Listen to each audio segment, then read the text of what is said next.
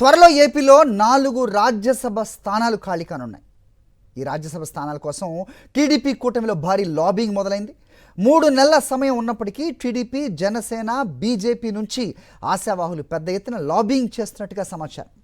AP నుంచి వైఎస్ఆర్సీపీ రాజ్యసభ సభ్యులుగా ఉన్న పరిమళ్ నత్వానీ, ఆళ్ల అయోధ్య రామిరెడ్డి, పిల్లి సుభాష్ చంద్రబోస్ పదవీకాలం ముగియనుంది. ఈ జూన్లో వీరి పదవీకాలం ముగుస్తుంది. టీడీపీ తరపున రాజ్యసభ సభ్యుడిగా ఉన్న సానా సతీష్ పదవీకాలం కూడా జూన్ వరకే ఉంది. ఖాళీ కానున్న ఈ 4 రాజ్యసభ స్థానాల కోసం 3 పార్టీల నుంచి పోటీ పడుతున్నారు. ఏడాది క్రితం రాష్ట్రం నుంచి 2 రాజ్యసభ స్థానాలు ఖాళీ కావడంతో టీడీపీ, బీజేపీ చెరోటు పంచుకున్నాయి.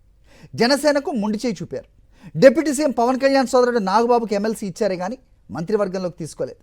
టీడీపీ తరపున రాజ్యసభ సీటు మరోసారి సానా సతీష్కి ఇచ్చే సంకేతాలు అందడంతో రాజ్యసభ సీటుపై ఆశలు పెట్టుకున్న యనమల సహా సీనియర్లు ఏబిఎన్ రాధాకృష్ణ, చంద్రబాబుపై ఆగ్రహంగా ఉన్నట్టుగా సమాచారం. అయితే జనసేన కోటాలో లింగమనేని రమేష్ రాజ్యసభకు పంపే అవకాశాలు ఉన్నట్టుగా తెలుస్తోంది.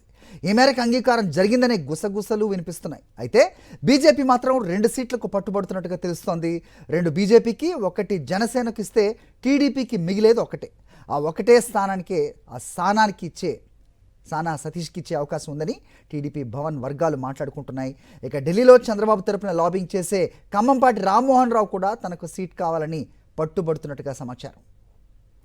మరోవైపు ఏబిఎన్ రాధాకృష్ణ కూడా తనను రాజ్యసభకు పంపాలని చంద్రబాబుపై తీవ్ర ఒత్తిడి తెస్తున్నట్టు తెలుస్తోంది.